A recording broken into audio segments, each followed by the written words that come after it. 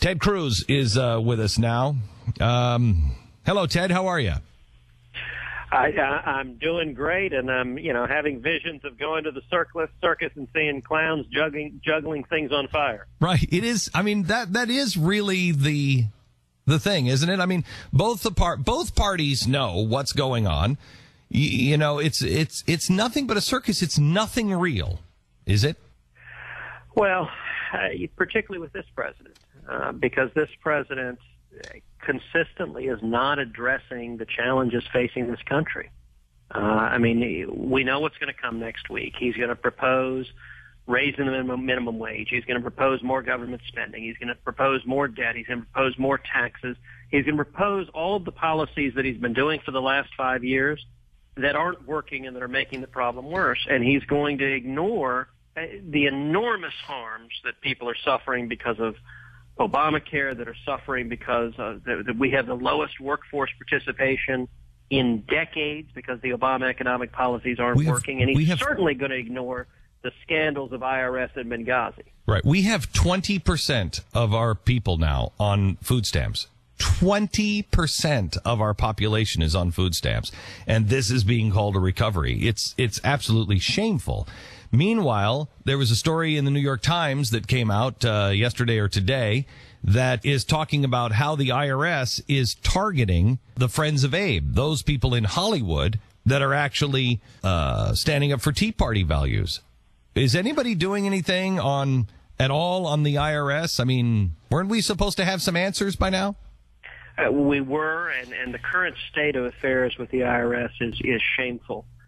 This week, Glenn, I sent a letter to Attorney General Eric Holder pointing out that it's now been 8 months since the Department of Treasury Inspector General concluded the IRS had improperly targeted conservative and Tea Party groups. The day that news broke, President Obama told the country he was outraged, he was angry, he was going to get to the bottom of it. Eric Holder said that day that he was outraged and was going to start an investigation. In the 8 months that have followed, not a single person's been indicted. It's been publicly reported the FBI doesn't plan to bring charges against anybody. Lois Lerner, who headed up the division, went before Congress and pleaded the Fifth, and now we've discovered the person leading the investigation at the Department of Justice is a partisan Democrat who has given over $6,000 to President Obama and the Democrats. This is shameful. And so the letter I wrote to Eric Holder asked him to stand up to the tradition of his predecessors and appoint a special prosecutor with meaningful independence to investigate the criminal conduct, to get to the bottom, and to report to Congress and the American people as to what happened, why it happened, who knew about it, and how we can make sure it never happened. Wait a minute. Senator, it's still happening. Read the New York Times today. They're targeting Hollywood. Hollywood should be, this is the new McCarthyism. And they're targeting still today, and nothing is being done. And if I may, I'd like to hear your comments on the reason why nothing is being done is because there are those in Congress, the Mitch McConnells of the world, if you will, that and the Lindsey Graham and the John McCains, that the GOP doesn't want that stopped either. They want that tool as well, and they don't mind the Tea Party and people who speak out against the GOP being targeted. As long as their enemies are being targeted too, they're fine with it. Actually on this one, I don't think it's a case of complicity as much as it is a case of just being ineffective on this. In my view, the House of Representatives should appoint a select committee following the Watergate model. And the difference with a select committee right now, we've had a few committee hearings. The little bit we've discovered has come from the House committee hearing. But when you have a committee hearing, you have a series of representatives who are trying to do their best, but they show up for 5 minutes, they ask a few questions, they get on TV and they leave. And one question doesn't connect to the next question, and you don't follow up on anything. If you have a select committee, you've got a chief counsel who's an experienced prosecutor who can follow the facts systematically and uncover what's going on. I'll give an example. The head of the IRS under President Obama testified before the House, and it was discovered that his name appeared on the White House visitors logs 157 times. Now, that's more than any cabinet member under the Obama administration. Eric Holder, if I remember the number right, appeared on the visitors logs only 63 times. The head of the IRS during the comparable period under George W. Bush visited the White House twice. Now, if we had a select committee in the House with the chief counsel who was an experienced prosecutor, he would bring that individual in and say, okay, we're going to walk through all 157 times. I want to see your notes. I want to see your agendas. I want to see who was there. We're going to talk about what was discussed at each one of those meetings. We've seen political operatives from the Obama White House go on TV on the Sunday shows and say, oh, yeah, I was in some of those meetings. And no follow-up whatsoever. I don't think in this it is malice as much as just not being effective, and we've got to be much, much more effective in ensuring that the machinery of government is not used against the citizenry and against the president's perceived to be political enemies. 6 months ago, again, the machinery of the Republicans, however, 6 months ago, you and Mike Lee and a handful of others calling for the defunding of Obamacare. You were destroyed by your own party. Now it's been fully funded. The wheels of this thing are going to come off eventually, and anybody who didn't stand up to defund this and to stop this is going to be remembered as some of the worst people ever to serve in Congress or in the Senate or in the White House. Has this ship sailed? Is there any way to reverse this now that it's been fully funded? I believe there is. I believe we are going to succeed in repealing Obamacare because it's a disaster and it's not working. And everyone understood that this was going to be a drawn-out and difficult fight. But, the proof is in the pudding. If you look at the result of what happened last fall when we had over 2 million people across this country sign the national petition at don'tfundit.com, light up the phones at the Capitol, if you look at what we did together, I think we elevated the debate over the harms of Obamacare. And look where we are right now. President Obama is at his lowest approval rating ever. Obamacare is at its lowest approval rating ever. It is plummeting in popularity with young people. It's plummeting in popularity with Hispanics. It's plummeting in popularity with independents. Strikingly, it's even plummeting in popularity with Democrats. So here's the thing. While those things are plummeting, so is the approval rating of the GOP. And I think that there is a new time coming for a new kind of either GOP or something outside of the GOP. For the first time ever, Sean Hannity, Mark Levin, and Glenn Beck, and hopefully Rush Limbaugh, are all on the same page, not because we're coordinating or anything else, but because we've all come to the same understanding ourselves in our own world, and we're all moving in the same direction, and none of us are moving in the direction of the GOP.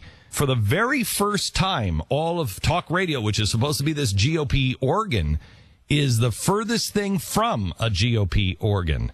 What do you see as the future for the party, especially coming to 2014? Because you're not going to get people to rally around the GOP flag, at least I don't think, unless those people in the GOP are like you and less like, Mitch McConnell.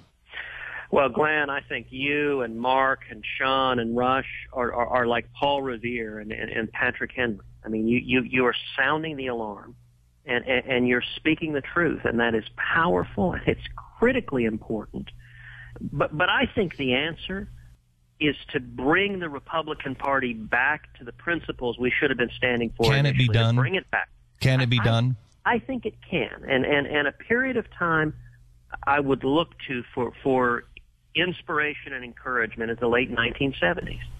The late 1970s, I think where we are now is eerily similar to the late 1970s, with a president in office with failed economic policies producing malaise and stagnation, with feckless foreign policy, and with a Republican Party that has lost its moorings.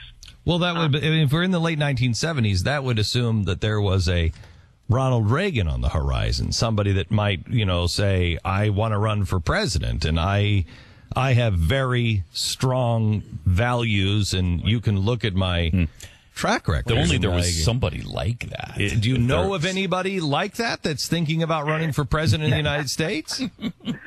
Well, look, what I'll say on this is I hope there are an abundance of Reagans out there. But if we were to get specific. Yeah, just one. Because all we really need is one. We need one Ronald Reagan. One Ronald Reagan. Mm-hmm. Any thoughts on who that might be? I'll say this. I think every person who might be thinking about it, the path that they ought to follow is to stand up and help lead the fight. But is there one that, let's say has his name starts with a T and ends in a Z and has Ed Cruz in the middle? Is that guy? I got to say this, Glenn. I think you're actually advertising. No, I tell you, we just went through the list of the Washington Times just did a list of, what was it, 39 Republicans, and the only one that all four of us here on this program immediately agreed to was you. We would pull a lever for you today, and you're the only one. We all had 3 on our list, but you were the only one that we all said, absolutely, Ted Cruz. Without and I think there's a lot of Americans that would like to hear you say right now.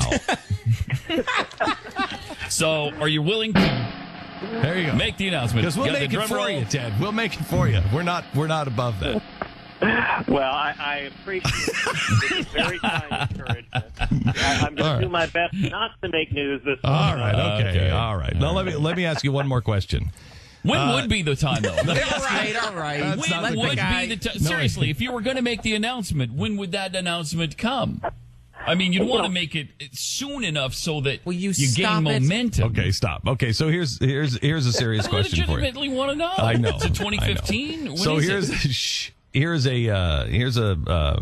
serious question for you on another candidate. You worked for Greg Abbott, did you not? Yes. He's running for governor of the great state of Texas. You know that if we lose Texas, we lose the republic. Not only the Republic of Texas, but the republic itself. Texas is coming under the gun big time. The Democrats and the progressives are targeting Texas to turn it blue. Is Greg Abbott the guy?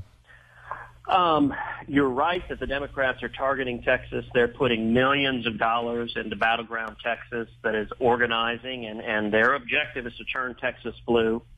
If they succeed, the country is lost. If they succeed, the Obama-Clinton agenda will continue for decades because no Republican ever again wins the White House if Texas turns blue. So the peril is significant. I can tell you with Greg Abbott, he's someone who for 5.5 years I worked side by side with. He appointed me. He is a close friend. He's been a mentor to me. He is a strong, principled conservative, and he's courageous. And I got to tell you, after a year in the Senate, I have come to appreciate that if there is one quality that is sorely lacking in political leaders, it is courage. It is the willingness to stand up and do what's right, even in the face of opposition and criticism. And Greg Abbott is a man of principle and a man of courage. Oh, that's good. All right. Senator, thank you so much. And we look forward to hearing your announcement. Well, I'll tell you what I will announce, which is a different thing. We started the conversation talking about the IRS. Yes. And as you know, the IRS has proposed new rules to make legal what they did in the past, targeting conservative groups and Tea Party groups. On our website, I want to give a website that is cruz.senate.gov/IRS. Let me say it again, cruz.senate.gov/IRS. That's a special website we've set up that allows citizens to go and comment. The comment period is open until February to comment on these IRS regs and tell the IRS, don't trample on our free speech rights. So please go to cruz.senate.gov/IRS and comment. What are they specifically? I've only got about 40 seconds. Specifically, can you give me a couple of highlights that we should look for in these new regs? Well, what the new regs do is they formalize the process that the IRS had been doing before, singling out Tea Party groups, conservative groups, and trying to prevent these guys, citizen groups from engaging in voter education. The left wants to silence the people, and we need to stand for the Bill of Rights and stand for the Constitution and stand for the people. Thank you so much, Senator. I appreciate it, and we'll talk again soon. Thanks. God bless you. You bet. Sponsor this.